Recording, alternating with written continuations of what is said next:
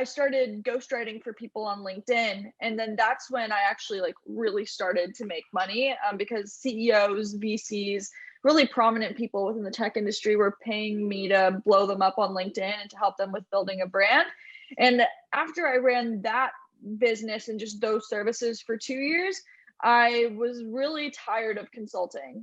Consulting it's very linear in terms of how much money you're going to make for like X amount of work. You're going to get paid X amount of money. And I You're wanted your to own do bottleneck. something. Yeah, exactly. Yeah, And yeah. I wanted to do something bigger and more scalable than me. And I'd always played around with this idea of how do you build a scalable agency?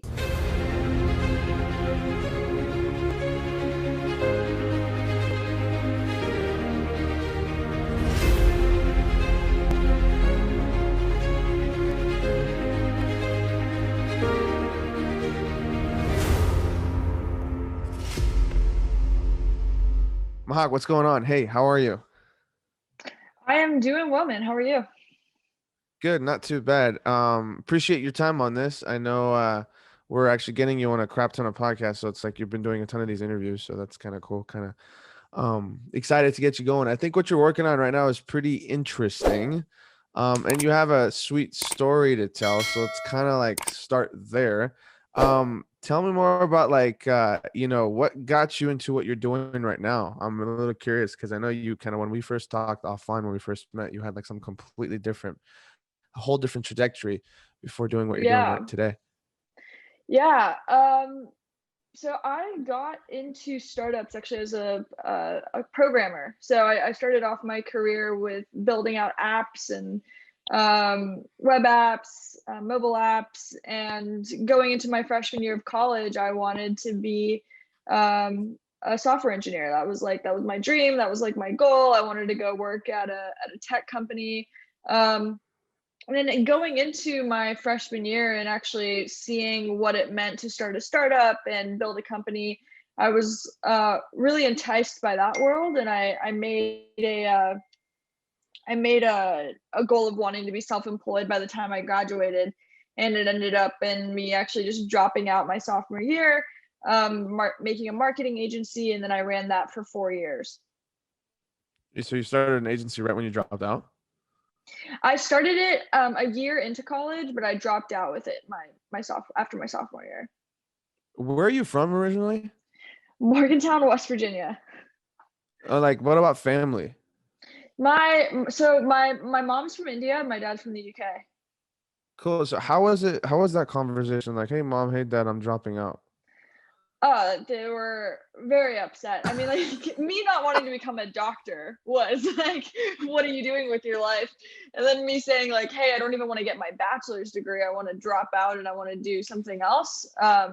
They were they were very upset in the beginning, but I don't think I would have been able to actually drop out if I didn't have their emotional support. Um, I remember after my sophomore year, it was a few months in, and I had like just lost one of my first clients, and I was like a kid, like I'm still learning what it's like running a marketing agency. I remember I like called my mom crying, and like I feel like that actually would have been a moment for her to be like, "I told you so. Like you need to get a degree, and like people will take you more seriously."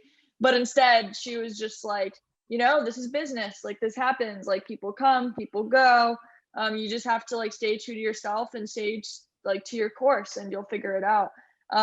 So I'm really grateful that even though they were really really scared, and like my mom says the first 6 months after I dropped out, like she couldn't sleep at night, like she was so scared for me. But they were there for me, and they really let me prove out my vision for myself before they stepped in and were like, hey, we're not seeing this working, like you need to go back to school. So like, I mean, when you dropped out though, I mean, it's interesting because like, did you have an idea of what you wanted to do, or you just kind of just like, I just can't do school? No, I was just like, I want to learn working with other companies. So like I knew I wanted to start a startup. I just didn't know what the startup was. And my thought process is like, I'm just gonna build this marketing agency and start like writing for people, and we'll see what happens from there. Yeah, did not have a plan at all. My soft After I dropped out, I worked as an intern at a company in the South Bay and did like some data engineering stuff for them. But like that was like a minimum wage job, just trying to like help me with paying rent while I'm trying to get clients. That's interesting that you say that, because a lot of people, like, school teaches us to have like a plan, right? Yep. And like a plan A, plan B, plan C, and you had no idea. So, a little curious, like, how did that evolve into like actually doing what you're doing now? I mean, I'm sure a lot of people might listen. Like, what's the gap? How'd you go from like not knowing what to wanted to do, and like did the opportunity just strike you one day and you're like, oh, this is a cool idea, or was it after a lot of tests and trials and errors and failures? Yeah. So with my agency, like, the first couple of years were really hard. It was how do we find clients that want to work with me? And, my thought process is like, all right, I want to learn Facebook ads. I'm going to go out there and try to find someone that is willing to like take the time on me and say like, hey, all right, we'll let you run our Facebook ads and try to figure it out using our sets, or we'll let you do our SEO and like try to figure it out with us. So after doing that for a couple of years, I found this niche within LinkedIn marketing where I was pulling in anywhere between 1 to 5 million views a month on the platform, just creating LinkedIn content on my personal profile. And I saw that if I liked or commented on someone's post, I could drive about 50 to 60,000 views to their post overnight by just engaging with it. So I started ghostwriting for people on LinkedIn. And then that's when I actually like really started to make money, because CEOs, VCs, really prominent people within the tech industry were paying me to blow them up on LinkedIn and to help them with building a brand. And after I ran that business and just those services for 2 years, I was really tired of consulting. Consulting it's very linear in terms of how much money you're going to make. For like X amount of work, you're going to get paid X amount of money. And I You're wanted your to own do bottleneck. something.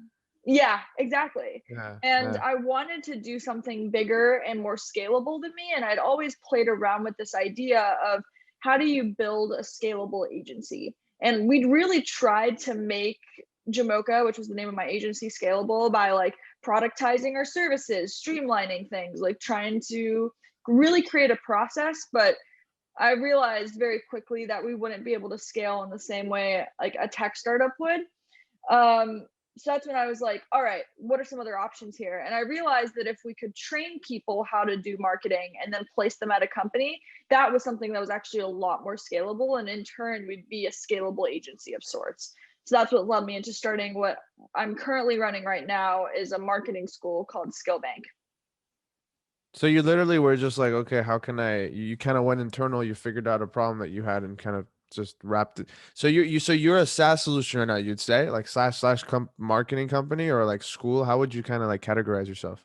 Yeah, we're a boot camp. So within 15 weeks, we're teaching paid media, Facebook ads, Google ads, how funnels work. You come into our program, every student gets the same exact experience. The classes are live. And then at the end of the program, we place you at an agency or a tech startup. So there's still a really strong human component to it. It's not automated, or the classes aren't self-taught, but this has the opportunity to become a $1 billion company. Just with like, if you're looking at any university here, and like big university in the United States, they're all $1 billion corporations. So we're shooting for that now, and we're trying to be the biggest community college in the country. Those are big words. Um, how do you just started, you just raised your first round, right? Successful Yep. round. So how Yep. was that like? To talk to me down your experience, like, because you literally came from no experience whatsoever. You had no idea what you were doing, zero zip. Like, so it's a little interesting to me how you kind of built it all up. And massive congrats to your success. How do you go off into a project when you have no idea what to do and kind of just create that like blueprint for yourself? What's the mindset that you approach with it? I think most people have the exact opposite mindset of me, where it's like, oh, I need to study, or I need to shadow someone who's done something in the space first before I can jump into it. My mindset has just always been, if you're coming at it as a complete beginner, you might actually do it differently from the way other people were doing it before you. So I've just always taken this approach of like, it's better to actually just throw yourself into the deep end and try to figure it out, rather than let what other people are telling you hold you back. So like, I remember even when I dropped out of college and I was like, hey, I want to start an agency, everyone around me was like, how are you going to do that? Like, you don't even know how to do marketing. Like, Yeah. like, how does that work? Um, but I always just like latched onto something that I had from before. So like when I started Jamocha before we were doing LinkedIn marketing, I knew how to build websites. Like that was the only thing I was good at. I'd been making apps since I was in high school. So we like started off with that. And then I'd like take on different clients, like just testing and trying out different things. And I've always been a really big proponent for like fail fast. So like trying something out, if it works, it works. If it doesn't, let's move on to the next thing. And it's helped me progress and move so much quicker in my career than trying to be super strategic in times that it's just not necessary to be strategic. And when you like successfully started making money, or like with the agency, right? A lot of people like develop an emotional attachment to what is it that they're doing, especially when you come from a position where you had no money, no Yep. education, nothing.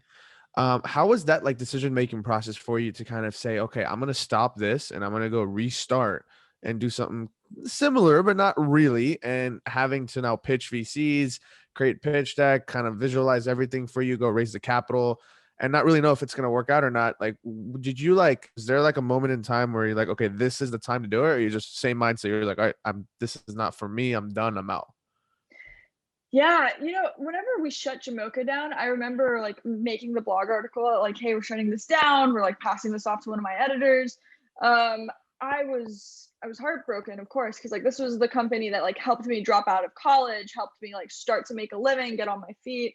Um, but I've always taken this mindset of you have to kill your babies sometimes, like, and like that's really like the best way you're going to grow and like the way that you're going to become a better person.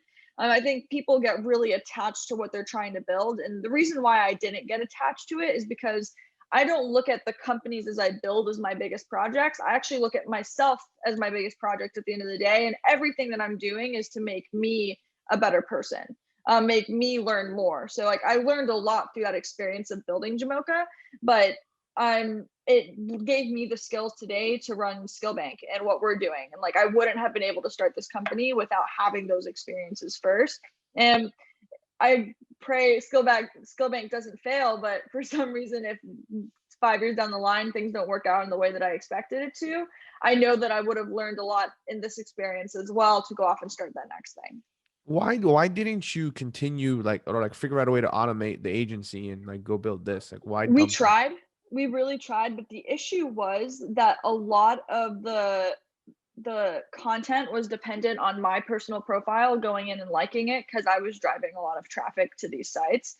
And it really just came down to I like either I spent time pushing out content on LinkedIn and actually like still being in this mindset of being a content creator, or I like tried to branch out and like do something different. And I was just really over content creation. And like just in the last month or so, I've started to post again on social media. But before this, I like spent 2 years kind of in the dark after I shut Jamocha down and decided to go into SkillBank because I was just so burnt out from doing Oh, so you content took two stuff. years off? Yeah. Oh shoot, what'd you do? Just I just chill? like, yeah, well, so like 2 years off from content. So like while I Oh, was okay, building okay. SkillBank. Yeah, Yeah. yeah, So yeah, yeah. like, I just Content's a like hassle.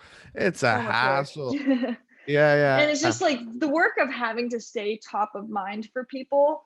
Like, and I'd come out for like little spurts. So like last summer, I built my TikTok up and like did that for like a couple months, but then I like burnt out from that. So I just like I'm over this You're for a like a little copy bit. and paste of me last August or July. I built up my TikTok to like 200,000 followers, but then I stopped posting in October. And then I started posting again like 2 weeks ago. And then I'm like, why am I doing this? Like, it's like, cause like, but I'm also in the PR game. So it's kind of like my brand is what drives sales, but I Yep. get it. I get it. It's a challenge for sure. Yeah, and it's the mindset that you have to be in to consistently push content is just so exhausting. Because like as a founder, it makes it really hard. That's why I do podcasts. To be really frankly honest with you, people who are listening to this are gonna laugh. The reason why I started a show or like even did this is because I was like, oh, it's a great way to automate content, and not think about it. Cool, let's do it. Because I just like Yeah. rely on the whole interview process, and I just have like people cutting up clips, and then I have like VAs that post it for me, and I'm like, I'm out removed from it completely. But even that is still challenging because it's like right now I have like 12 calls today, right? And I'm just like, oh God, like the mental capacity to have to like keep up with like a show. I get it. It's a challenge, but I'm kind of curious because like I'm in a very similar position. I'm only speaking from personal like experience right now, right? Yeah. Like we're at a point right now with the agency where I'm like, this is cool. I like it. It's fun. I get to connect. I mean, if anything, it builds a huge network, but it's not like the multi-million dollar kind of like scalable method. And so I'm kind of switching into like a tech platform. So I'm curious for you, when you first started, how did you do like market analysis? How did you know if this is a valid, like, company, a valid idea? Or did you just kind of like create a pitch and go pitch it to people and see what they say? So there was a couple of things that we looked at when it came to building SkillBank. I mean, in the beginning, before I even really looked at the market, I was just like, all right, there's other companies that are doing similar things, but in different spaces. Like there's FlockJ for sales, there's Lambda School for CS, there's for computer science and teaching people how to code. And a lot of people are getting marketing degrees. So like to me, there was just a huge space there. And then just going over to LinkedIn and typing in like growth jobs and checking out jobs, there's like 2.2 million jobs posted on LinkedIn right now in the United States for growth. And it's just like, the market seemed like it was there. So then the next step was, all right, do I think that I'm actually just the best person to be doing this? And the way that I tested that out was just by hitting people up on LinkedIn that were looking for marketing jobs and saying, hey, would you be open to having me teach you how to do marketing over 3 months in the morning before you're going to work? And if I help you land a job, I can use you as a testimonial. So like that's how I first tested this out before I decided to make the switch over into if I wanted to start this company. Yeah, I was just like teaching people one-on-one, trying to help them land marketing jobs. And then once I saw I was able to do that, it was just like, oh, okay, we might be able to actually build a team off of this. And that's how I raised our angel round last spring and then was able to actually close our seed in the winter. Cool. How is it dealing with VCs? That's in it. That's It's because Jamocha dealt primarily with VCs and we You did a had lot the of content for connects. them. I had connects there, but the other thing too is and also because I came from a software background before marketing, I just like I was able to, I think, relate to them a lot easier from if I was actually coming strictly from just a marketing background. Like I knew way more about tech and startups than I did about marketing before I got into marketing. Huh. Um, Interesting. so yeah, it's like it's taking that, and I think that's actually really what made me a good marketer was I thought about things in a very scientific way compared to like in a more like creative or content way that I saw other marketers around me were thinking about it. Scientific how? Explain. What do you mean? Just like I was more data driven. So like even Ah, with okay. LinkedIn, it was just like what times of day should I be posting? Like how am I creating the content? Like really just trying to test out different things. And I think I took a more systematic approach than my other friends who were also creating content on that platform. So would you consider yourself more of like an operational person? I think what I want to be, I can be. I think I don't like doing operational things. I think like if I'm going to do something, I want to make sure that I have a very clear view of exactly what I'm doing.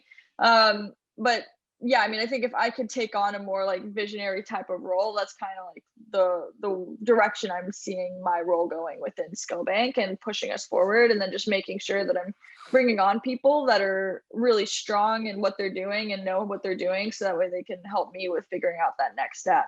Because like we touched on earlier, this is actually like technically my first company, like first venture backed company. So I'm learning a lot as I'm going through it and just making sure that I'm bringing on people who can help me make sure that I'm doing things operationally correct. It's very cool. What's the vision for you? Like what I mean, do you operate based off of like you have a vision, you build companies around it, or does every company for you have like a vision itself? Um, I think I'm a really narrative driven person. So it's like whatever I'm going to start or work on, it needs to fit into my personal narrative. And Skillbank just made sense because I had dropped out of college. I saw that there was a really big gap between what um I had learned and what I was doing and my friends who had graduated from college and what they were doing. Like I just had so much more color around the startup space and the agency space because I'd worked in the industry a lot longer than they had, even though we were the same age. So it just made sense for me to move into this role of like, okay, how can I help more people that were like me break past the like traditional college route and do something that's a little bit different. Um, and I think anything that I work on in the future is going to have that very similar vibe of just like, this makes sense. And like, this is something that I can like personally put myself behind. Um, but yeah, I mean, I hope that I'm working on SkillBank for a very, very, very long time. Like this is my life's mission. Like I'm here for it. And like, I want to build the biggest community college in the country. It's a big. Those are big words. I love it. I'm totally supportive of it. I mean, ever since I met you, I'm like, oh, this is badass. I like what you're doing. Thank you. Um, no, for sure. In terms of like, okay, so now we're at okay, so you raise funds. Now you're kind of building out your operations. Like, how is it like? What are you up to now? Like, can you tell us a little bit more about what's happening internally? Yeah, so we're starting our next cohort on May 10th. We're just really trying to scale things up right now. So we're still a pretty small team. There's 5 of us. Um, and we're testing out different things. So like how can we help our students get placed quicker? How can we make sure that we're iterating on curriculum so we're teaching relevant skills?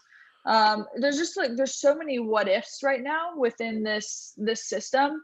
And a lot of it is just testing things out and also just making sure that the people that are going through our program are having the best experience possible, because that's really the most important thing at the end of the day. So we've been keeping the class sizes really small, just for that reason. I think this next cohort is probably going to be like 25 to 30 people, and this will be like one of our first like semi big ones. But even compared to like a Thinkful, which is like one of our competitors, I know they're pulling in like 1,200 students a month right now. So it's we're really trying to take like a really slow approach to making sure that we get these parts correct before we actually start to try scaling things up.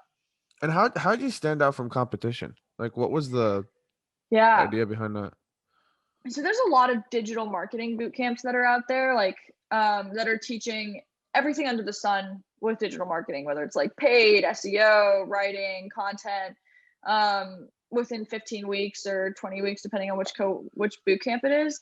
Um, we're a little bit different. So we decided, hey, instead of having students that are jack of all trades, I think it's hard to get those people placed, because that's what I did when I first started SkillBank, was I was teaching them everything.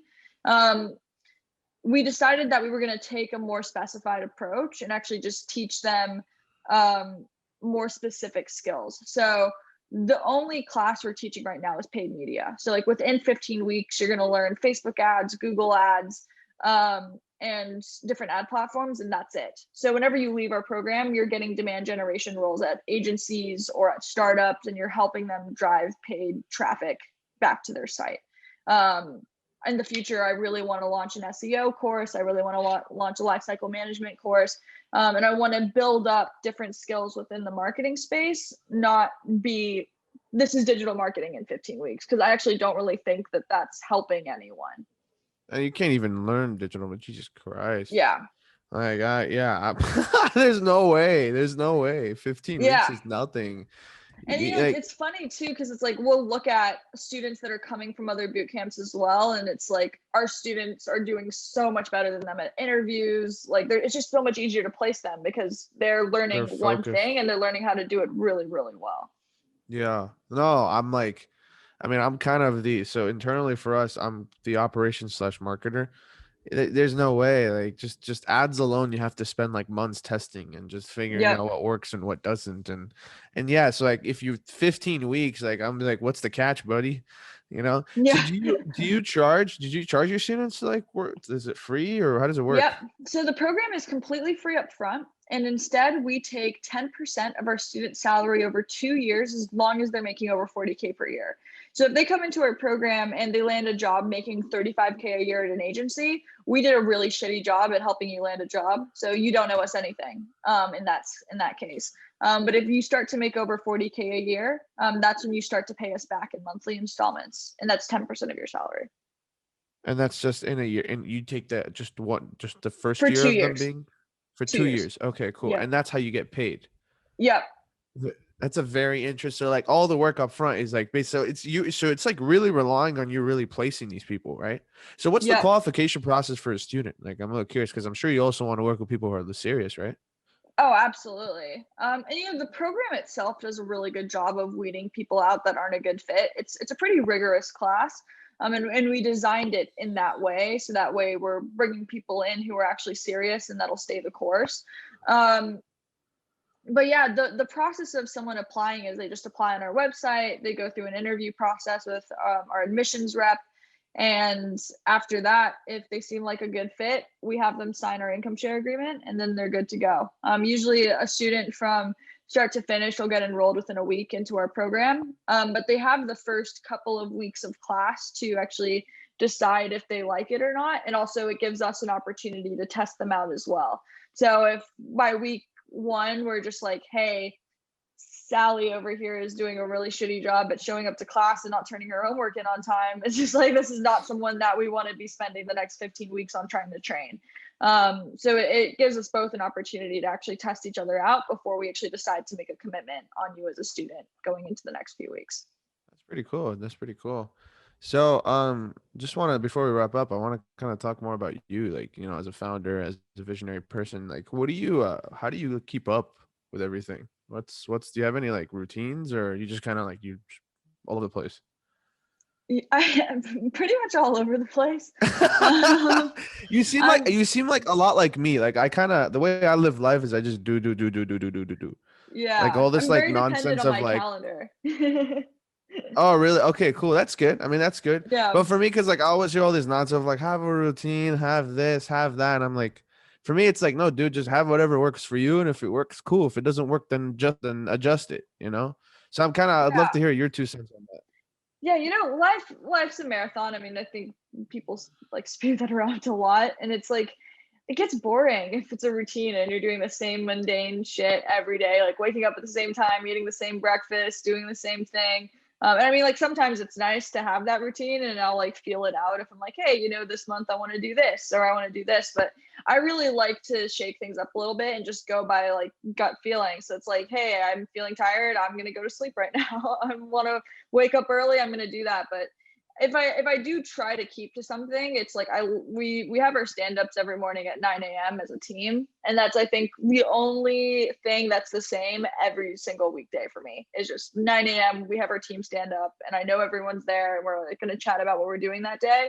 And regardless of that, like maybe I'm waking up 2 hours before that sometimes, maybe I'm waking up like 30 minutes before we have stand up, but that's like the main thing that grounds me. And then after that, it's just kind of like whatever the day brings. Oh, interesting. Do you take days off? Or like how do you flow? Do you kind of like if you wake up one day and you're not feeling it, do you just take the day off? Not during the weekday. Um, I usually do work weekends as well, but like yeah, if like on a Sunday I'm just So like, like hey, I'm no, not you feeling. don't. Yeah, it's That's I hilarious. it's startup world right now, so it's just like everything is just go go go, and our team is so small right now too that like I need to really make sure that we're organized and we're staying on track. And maybe in the next year or so, after we like start to scale things up a little bit more, I can take more time out for myself. But this is the grind Hey, phase. best of luck. I don't doubt you'll kill it, especially with that energy. I'm sure you have what it takes. Really cool. So I know we've been working together for the past what? Has it been a month yet? I don't know. Yeah, Man, maybe in just about a month. yeah, time flies. So talk to me like, when you first kind of like started, like what made you want to do podcasts? Like what was the reason behind it? Because I know like a lot of people like, I mean, here's the struggle I face doing what I do is that, the bottleneck we have is that there's this huge market of people that want to like, share a story, put themselves out there, but then they're like trying to understand like why invest into it? What's the point? So what was your reasoning to it? Yeah, our growth strategist Tyler was like really like pushing for me to start going on podcasts. Mainly because a lot of our really good applications for SkillBank were coming from people that were listening to business podcasts. And Mm. we had a conversation on like a Saturday, maybe like a month ago, and he was just like, Matt, can you please start going on podcasts? Like we need to start doing this. And I was like, all right. I was like, I'll hire a VA this week and we'll start doing it. And then I remember literally I walked back inside because we were sitting outside in the backyard, and I opened up LinkedIn on my phone, and I think I saw a message from you, and I was just like, "Oh, well, this works actually so much better." I was watching you. I could hear everything. I was just messing. Yeah, and I was just like, I ran back outside and was like, actually, I think I might have found a guy who can help us. So I was like, let me schedule a call with him and see. And yeah, and then I just like I really fucked with you, and I was like, this is dope. Like this will work. Let's try it out. Yeah, we're here. Sick. So like, from a growth strategy though, like what's like the idea behind it? It's just because like you're actually generating business from these podcasts. Is that what it is? I mean, it's too soon to say yet. We haven't. I don't think any of the Not from the ones we've done, but I'm like just in Oh, general. yeah, Yeah. yeah, for sure. So like other podcasts I've been on, yeah, it's brought in a lot of really good students for us. So um yeah, I mean like people that are in that learning mindset, which are the types of people that we want coming through SkillBank, are people that are listening to business podcasts and people that are trying to consume and learn as much as they can. So that's the audience that we're trying to bring in. Really cool. So like, how's your experience so far been with the team?